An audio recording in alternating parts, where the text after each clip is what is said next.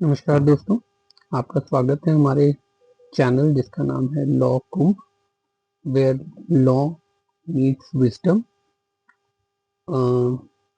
आज की तारीख में हम जैसा हमने बोला था कि हम 2024 में सुप्रीम कोर्ट के जितने भी स्पेशल लॉज थे या पर्टिकुलर लॉ सब्जेक्ट से रिलेटेड जो भी 2024 के जजमेंट हैं, मेन जजमेंट हैं, उसको हम डिस्कस करेंगे ताकि आपका जो नॉलेज है वो न सिर्फ सर्प दृष्टि वाला रहे, डीप रहे, बल्कि गरुड़ दृष्टि वाला भी रहे, बर्ड्स आई व्यू भी रहे। देखिए, जब हम लिटिगेशन में जाते हैं या जब हम किसी प्रोफेशन में जाते हैं तो थोड़ा बहुत नॉलेज हर चीज का होना चाहिए। स्पेसिफिक भी होना चाहिए और जनरल भी होना चाहिए। जनरल तो लीगल नॉलेज नहीं होता है, लेकिन हाँ, दूसरे फील्ड से रिलेटेड भी अगर आपको कोई लॉ कॉन्सेप्ट पता रहेंगे तो आपको स्पेसिफिक फील्ड में हेल्प करते हैं। तो यही एक हमारा उद्देश्य है, एक हमारा पर्पस है कि हम तरह तरह के टॉपिक्स के जजमेंट्स को कवर करते रहें। तो ये 2024 में जितने भी सुप्रीम कोर्ट ने फैमिली लॉ से रिलेटेड जो भी जजमेंट पास किए उसको हम लोग डिस्कस करेंगे। मेन जजमेंट्स, वैसे तो सुप्रीम कोर्ट एक साल में बहुत सारे जजमेंट देता है, जो लेकिन जो मेन जजमेंट्स हैं we will discuss it. The first judgment is, आप लोगों ने एविडेंस में पढ़ा होगा, डॉक्ट्रिन ऑफ एस्टॉपल। देखिए, एस्टॉपल का मतलब ये होता है कि अगर आपने चीज कोई एडमिट कर ली है उसके बाद आप उससे मुकर नहीं सकते, you can't retract your self. तो ये डॉक्ट्रिन पैटर्निटी के कॉन्सेप्ट में भी सुप्रीम कोर्ट ने अप्लाई किया है कि अगर एक बार किसी आदमी ने अपने बच्चे की पैटर्निटी को मान लिया है, वो दोबारा उससे वापस नहीं जा सकता। तो अगर तो supreme court, sorry, the Kerala high court has held in this case that a man's conduct while acknowledging his paternity towards a child, he can't go back. So ultimately the Supreme Court has declined his challenge to the parentage. मतलब जो husband ने बोला था कि ये बच्चा मेरा नहीं है, तो केरला हाई कोर्ट ने उसे डिक्लाइन कर दिया।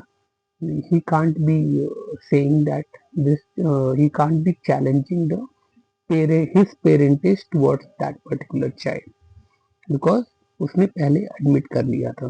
तो this is the first judgment. The second judgment is, आप इस टर्म को ध्यान रखिएगा, पेरेंटल एलिनेशन सिंड्रोम। देखिए, जब हस्बैंड वाइफ में शादी के बाद झगड़ा होता है तो सबसे ज्यादा जो पिसते हैं वो है बच्चे, और दोनों की कोशिश रहती है जाने अनजाने में कि बच्चा उनसे ज्यादा प्यार करे और दूसरे से बिल्कुल ना प्यार करे। बहुत कम ही होता है, विदेश में तो होता है कि लोग को पेरेंटिंग करने की कोशिश करते हैं, लेकिन इंडियन कोर्ट्स में अभी भी है कि बच्चा अगर झगड़ा हो गया तो बच्चा सिर्फ माँ का रहेगा या बाप का रहेगा।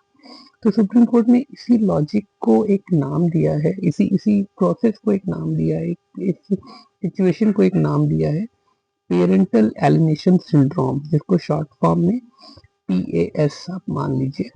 तो the judgment is Ramneesh Pal Singh versus Sugandhi Agarwal.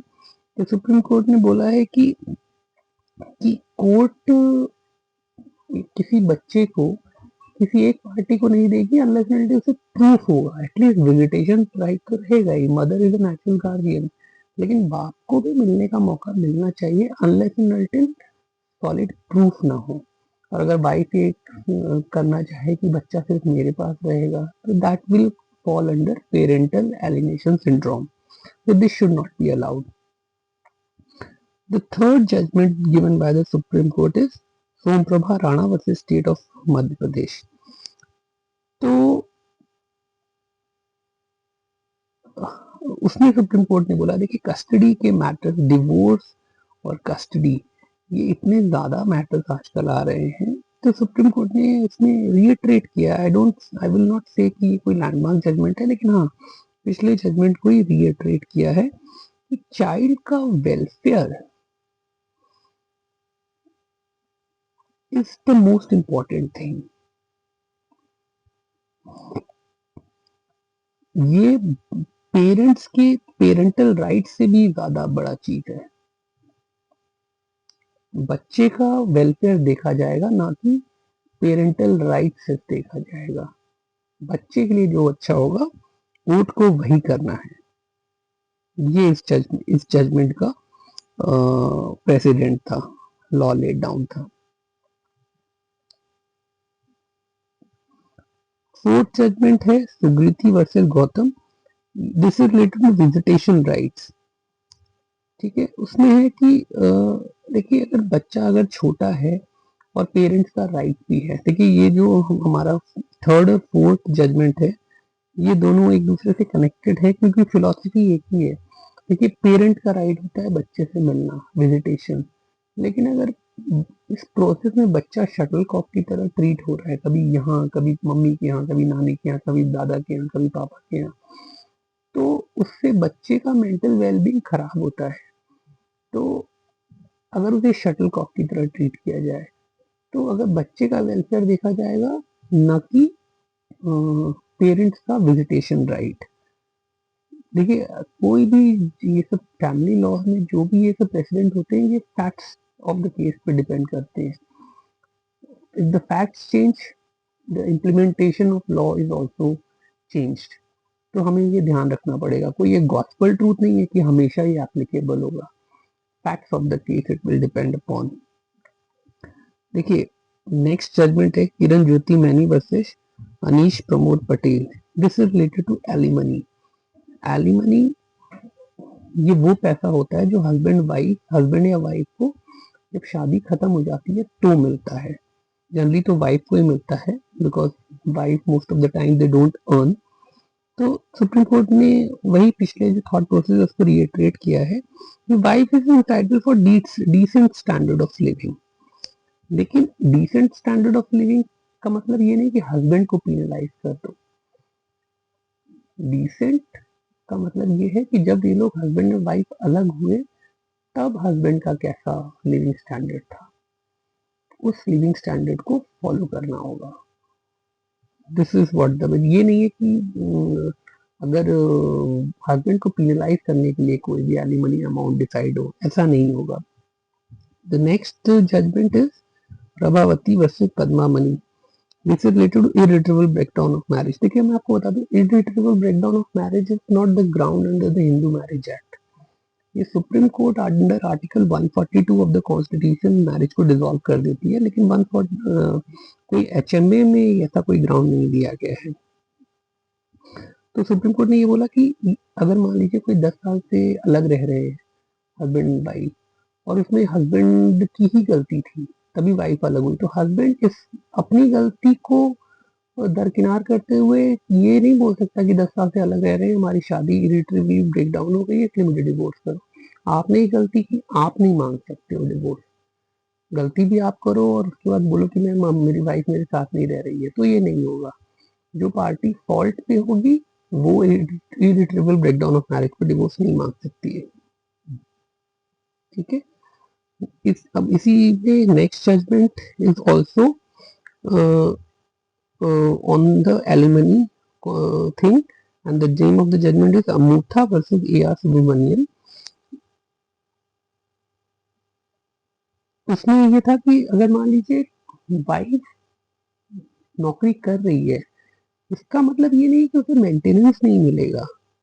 अगर अगर वो नौकरी कर रही है और वो सेल्फ डिग्निफाइड लाइफ नहीं जी पा रही है अपने बच्चों को लेके, तो भी उसे मेंटेनेंस मिल सकता है हस्बैंड से, अगर हस्बैंड अच्छा कमा रहा है तो।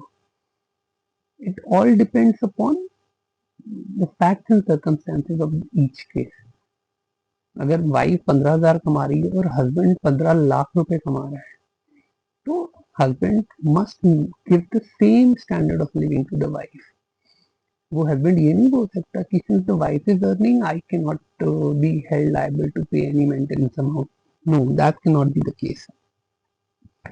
Next judgment is Mulla Kala Maheshwari Rao versus state of Telangana.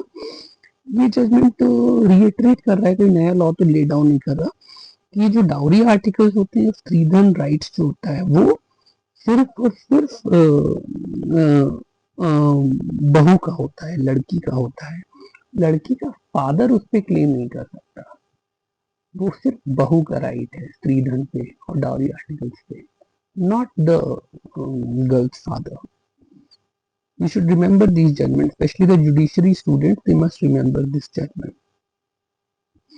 The next judgment is Gautam Kumar Das versus NCT of Delhi. The law in this case is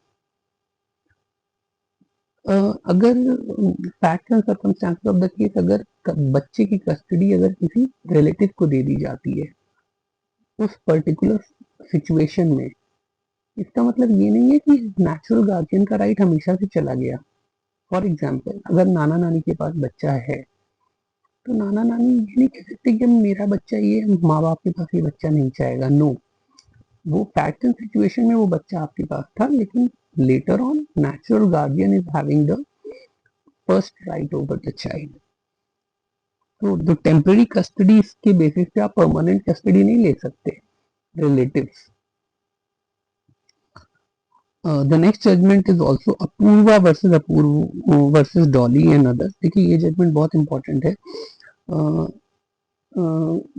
जैसे मानिए कि मैं आपको एग्जांपल दूंगा, जैसे हस्बैंड के अगेंस्ट कोर्ट ने बोला कि आप अपनी वाइफ को 20,000 रुपए दोगे मेंटेनेंस, और हस्बैंड की तनख्वाह ही 50,000 रुपए है, और हस्बैंड ने बैंक से लोन भी लिया हुआ है, और वो सारे बैंक को उसे 50,000 रुपए महीने देने हैं।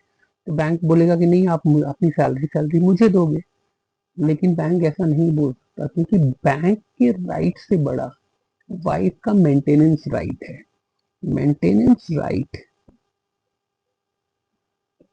Will prevail over the banks right. तो क्रेडिटर का क्लेम से बाद में देखा जाएगा, पहले वाइफ का मेंटेनेंस राइट देखा जाएगा। ये बहुत इंपॉर्टेंट जजमेंट है, आने वाले समय में हम लोग को ये हेल्प करेगा। And the supreme court has crystallised this law that maintenance right will prevail over the creditors right. Banks का right will not prevail over the maintenance right of the wife. So these are the main judgments of the year 2024 given by the Supreme Court and the High Court. But these are the judgments which will lay down the law for the legal practitioner practicing on the matrimonial side. So I think that ये आपको help करेगा ये discussion, और आने वाले समय पे हम लोग इसे ऐसे ही कंटिन्यू करते रहेंगे। आपको जो भी आपका व्यू होगा वो आप टेलीग्राम चैनल पे ज्वाइन करके या कमेंट सेक्शन पे आप अपना दे सकते हैं। हमें बहुत खुशी होगी अगर आप इस चैनल से जुड़ते हैं। Thank you very much.